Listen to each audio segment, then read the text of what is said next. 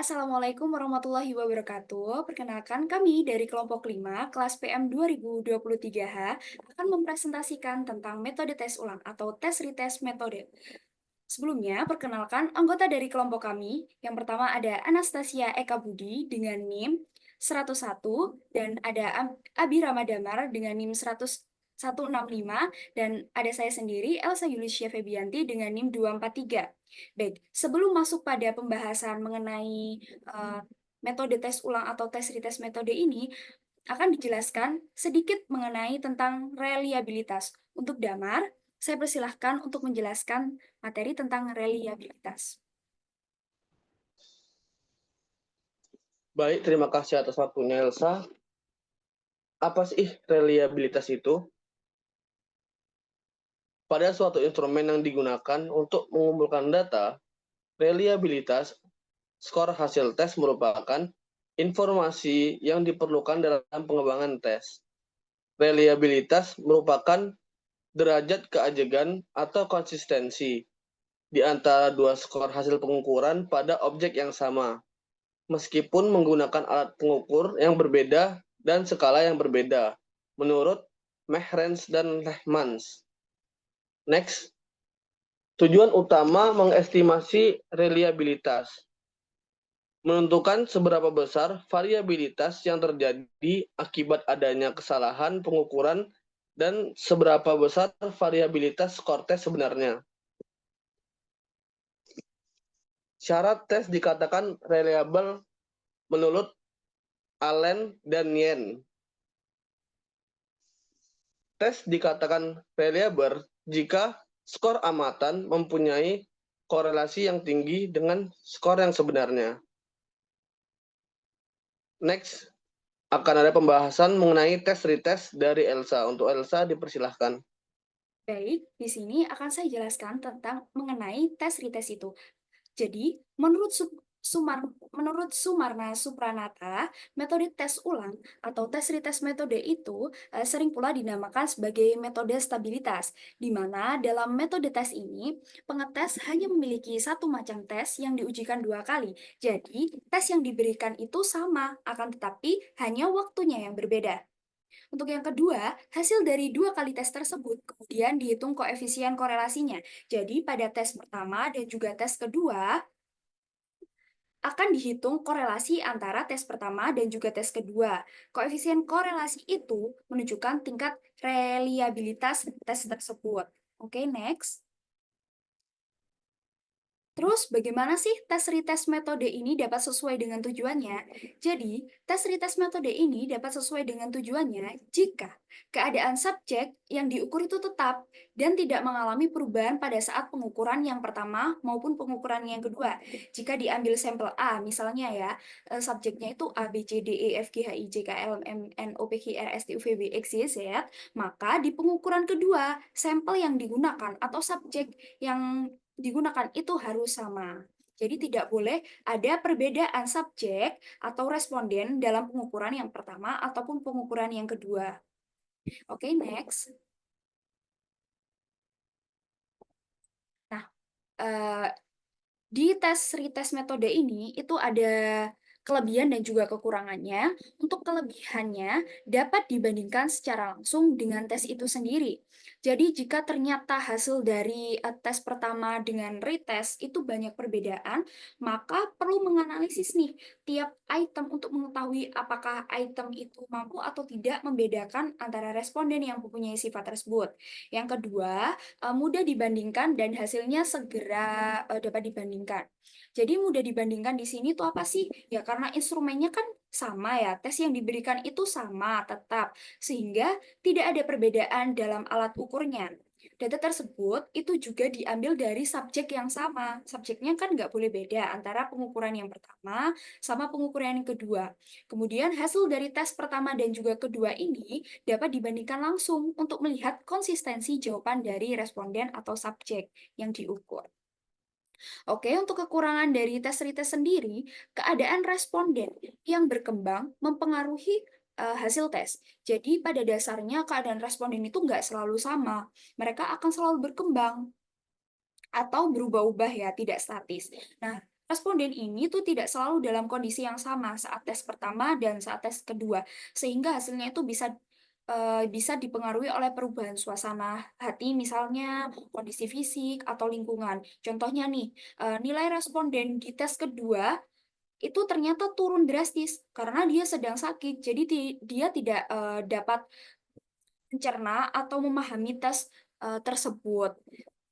Yang kedua, terjadinya carry over effect atau testing effect. Jadi carry over effect itu efek bawaan ya, di mana fenomena penelitian atau pendapat seseorang mengenai suatu hal yang dipengaruhi oleh pengalaman atau informasi sebelumnya. Jadi responden atau subjek ini kan awalnya sudah melakukan pengukuran yang pertama, mengerjakan tes yang pertama, otomatis mereka akan dapat nih pengalaman, materi yang sudah mereka dapatkan di tes yang pertama, sehingga hasilnya ini tuh tidak lagi murni menggambarkan konsistensi hasil dari responden tersebut. Oke, next. Nah, hal apa yang harus diperhatikan dalam tes retest ini akan dijelaskan oleh Tasya. Oke, selanjutnya, apa sih hal yang harus dipertimbangkan dalam mengestimasi koefisien dengan teknik tes retest? Yang pertama itu ada jangka waktu antara kedua pengukuran. Jika jarak pengukuran terlalu dekat, maka carry over effect masih ada. Sementara jika jarak pengukuran terlalu jauh, maka korelasi kedua skor akan menjadi semakin rendah. Untuk mengatasi hal ini, jarak kedua pengukuran sebaiknya tidak terlalu jauh. Misalnya itu tidak sampai 1 bulan. Yang kedua adalah stabilitas yang diharapkan dari kinerja yang diukur dengan instrumen tes retest. Semakin lama interval pelaksanaan pengukuran kedua instrumen, akan semakin rendah koefisien reliabilitasnya. Next.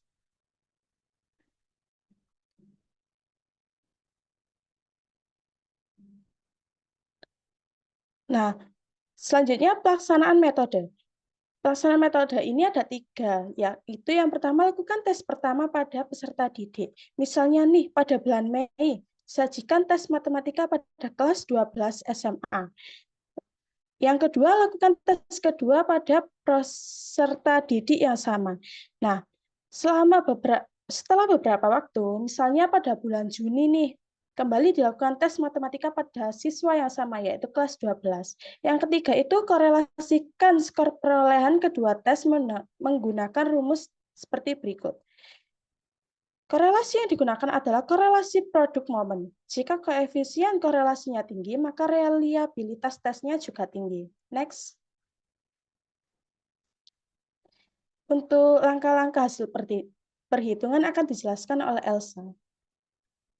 Baik, untuk perhitungan tes reliabilitas yang pada tes pertama dan kedua itu didapat dengan rumus N, di mana N ini adalah subjek, banyaknya subjek atau responden yang eh, didapat ya, kemudian dikali dengan sigma dari tes pertama, tes kedua atau X1, X2 dikurangi dengan sigma eh, tes pertama atau X1 dikali dengan sigma X2 atau tes kedua dibagi dengan akar kemudian N kali sigma X1 kuadrat dikurangi sigma X1 dikuadratkan dikali dengan N kali sigma X2 kuadrat dikurangi sigma X2 dikuadratkan. Nah, di sini dapat dilihat hasil tes dari subjek A sampai subjek Z ya ini untuk X1 itu adalah tes pertama dan X2 itu adalah tes kedua. X1-nya ini X1 kuadrat didapat ya sudah ini menghitung perhitungan menggunakan Excel.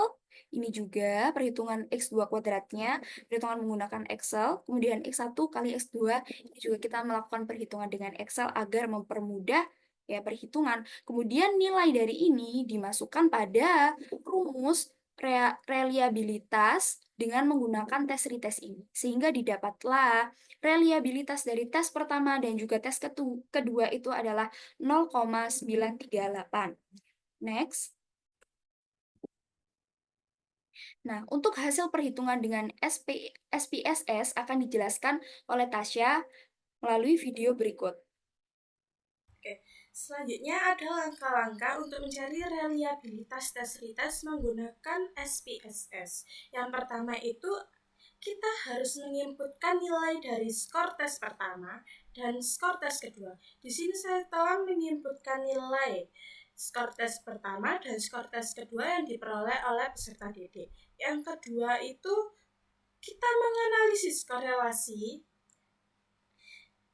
untuk mencari reliabilitas dari tes retest tersebut. Nah, untuk mencarinya itu kita klik correlate dan kita klik revariate. Kenapa revariate? Karena ini tuh cocok untuk mencari reliabilitas tes retest. Kita klik. Nah, ini kan sebelumnya sudah saya masukkan, tapi akan saya ulangi lagi. Yang pertama itu kita masukkan input nilai dari tes dan kita masukkan input nilai dari retest. Di sini kita juga memilih person dan di sini kita memilih detail. Setelah itu kita klik OK. Nah, ini kan keluar hasilnya. Ini tuh bisa di-copy. Sebentar. Bisa kita copy dan kita taruh di sini, di PPT sini. Nah, karena hasil perhitungan dari skor tes 1 dan skor tes 2 itu mendekati 1, yaitu 0,938 dari 26 siswa yang telah kita lakukan tes pertama dan tes kedua tersebut, maka alat ukur tes retest ini itu sangat reliable. Nah, untuk faktor perbedaan skor tes juga akan dijelaskan oleh Tasya. Untuk Tasya, dipersilakan. Oke, selanjutnya faktor perbedaan skor tes. Yang pertama itu karakteristik yang diukur telah berubah dari tes pertama ke tes kedua. Contohnya nih, misal tes kemampuan membaca, menulis, dan berhitung kelas 3 SD diadakan pada bulan Agustus. Nah, tes kedua itu yaitu tes yang sama diberikan kepada peserta didik yang sama pada bulan September. Nah, dari tes ini diharapkan terdapat perubahan kemampuan membaca, menulis, dan berhitung pada periode 1 bulan tersebut. Indeks reliabilitas yang rendah diharapkan sebagai akibat perubahan tersebut. Yang kedua, pengalaman peserta didik dalam mengambil tes yang sama akan cukup berpengaruh terhadap perolehan skor sebenarnya. Hal ini dapat dinamakan dengan reactivity. Contohnya, misal peserta didik mengikuti ujian akhir nasional matematika, lalu ia memperoleh skor 3,9, namun ia tidak lulus dan harus ikut ujian ulang. Apabila soal yang diberikan pada ujian ulangan sama dengan ujian utama, maka akan dipastikan bahwa skor yang diperoleh peserta didik akan meningkat.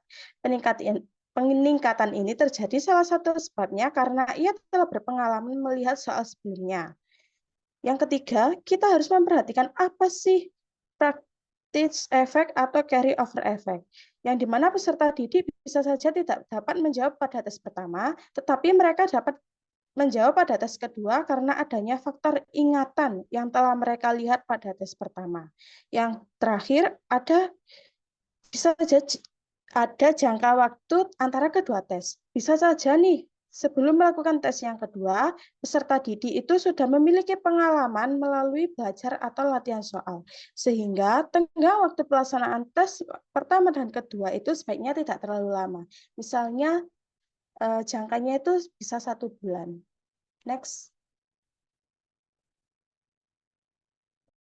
Baik, mungkin sekian presentasi dari kelompok kami. Oh ya, sumber penyusunan PPT dari kelompok kami dapat teman-teman akses melalui QR Code tersebut. Nah, jadi jika teman-teman ingin mengetahui lebih banyak mengenai reliabilitas dan sebagainya, teman-teman bisa mengakses QR Code yang sudah kami sediakan tersebut. Mungkin cukup sekian presentasi dari kelompok kami, kelompok 5, mengenai tes retest atau metode tes ulang.